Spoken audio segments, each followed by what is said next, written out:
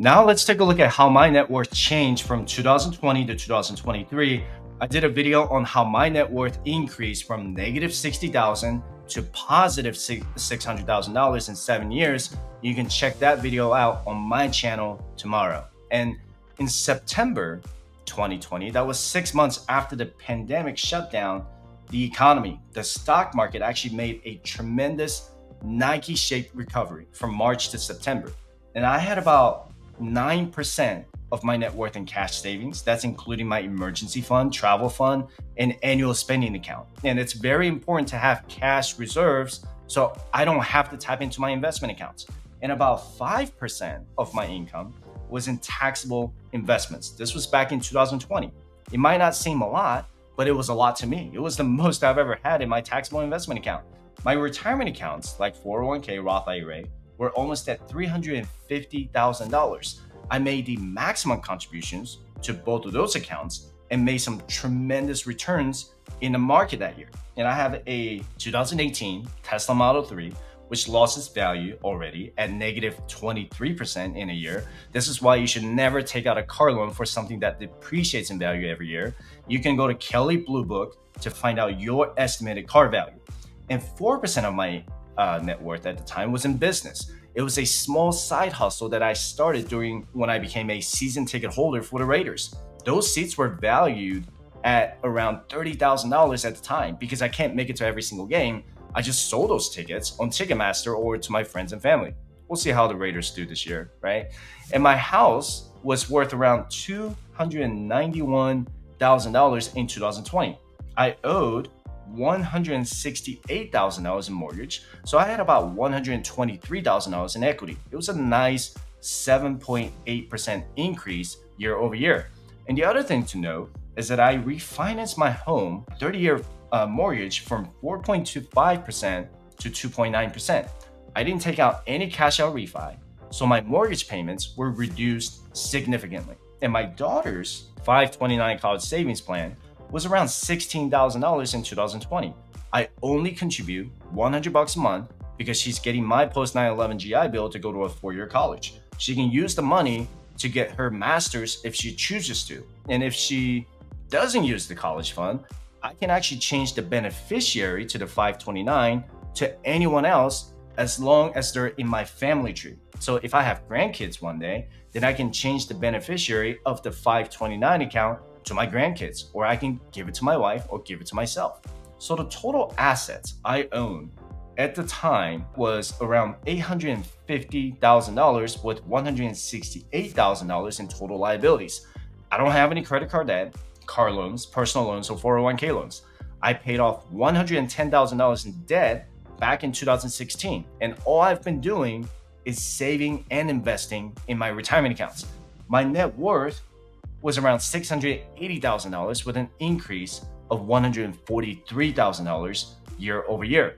And this is my net worth statement in September 2021. This is when I started to feel that momentum from going from 6 figures to 7 figures. My investments significantly increased by 54%. That includes my contribution. I contributed about $30,000 that year. So I made $22,000 in interest and earnings in 2021. My retirement also increased by 26%. I contributed about $40,000 that year between traditional Roth and after-tax buckets. So in 2021, I made about 17% in return with $40,000 in total contributions. My Tesla again, okay, depreciated by 24%. You're gonna see how much it's depreciated by now. It's pretty bad, all right? And my business grew by 23%. This was when I started to work on my financial coaching business. I started my YouTube channel in 2021, but I didn't get monetized until 2022. My goal was to help people get out of debt as much as possible, as quickly as possible, while building up my YouTube studio. And the housing market went insane in 2021. My property grew by 23% in 1 year. That's right. My house was worth $291,000 in 2020 to almost $380,000 in 2021. If you guys remember 2021, that was the year when everyone went insane with buying houses left and right with low interest rates, right? So the total assets I owned in 2021 was about $1.1 million with $165,000 in total liabilities for my mortgage loan. And I still didn't have any credit card debt, car loans, or personal loans because I always kept my expenses under control. My cash allocation actually decreased a little bit because this was when I saw a significant increase in inflation. My net worth, not quite seven figures, but it was at $958,000 with an increase of $277,000 in 1 year. But here comes 2022. You guys ready for the red? Here we go. Look at all the red in 2022. Inflation was still high, interest rates got higher, and the market continued to crash going into September 2022. My cash allocation was actually reduced by 16% for two reasons. One, my expenses significantly increased due to inflation. Two, you're gonna laugh at this. I got married, so I set aside some cash to pay for the wedding. You all know how expensive a wedding can be, all right?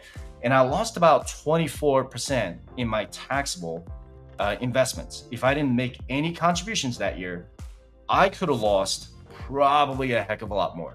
But because I bought a lot of stocks throughout 2022 to buy the dip, and it was probably the worst year to buy the dip, right? Because it just kept on dipping.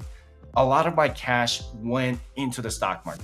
Some of my investments were down as much as 60, 70% in 1 year.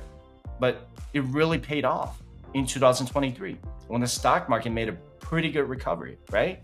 And my retirement accounts saw a decrease in value by 23% year over year. And I still contributed to maximum limits to my 401k, Roth IRA, and HSA. But it definitely hurt to see so much losses in value in just 1 year. Did I sell any of the stocks? No, I did not.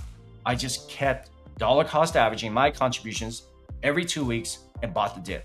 And you know what's crazy out of all this? Look at my Tesla. I actually only lost 5% in value in 1 year. That's because the used car market actually went insanely high in 2022. It didn't last very long though, but it's just funny to me that my used car didn't lose as much value as my stock portfolio. And my business, on the other hand, saw a significant increase in 2022. Do you know the best time to start a business? It's actually during the recession. My financial coaching business started to pick up a lot. Not to mention that I got monetized with YouTube, Facebook, and TikTok. TikTok is a weird place, I'll tell you that. And I keep my business completely separate from my personal accounts. But if I had to sell my business in 2022, it would be worth around $125,000. And my real estate also saw a decrease in value by 3.6% when the interest rates skyrocketed. And my daughter's college savings plan also saw a decrease by 17% due to the bear market. So the total assets I own at the time were about $1.08 million with $161,000 in total liabilities from my mortgage loan. So that actually got reduced by $4,300. My net worth got reduced to $920,000 with a decrease of $38,000 in 1 year. And if you want to see my 2023 net worth statement, just go back to the beginning of this video or watch yesterday's video if you're watching this on replay.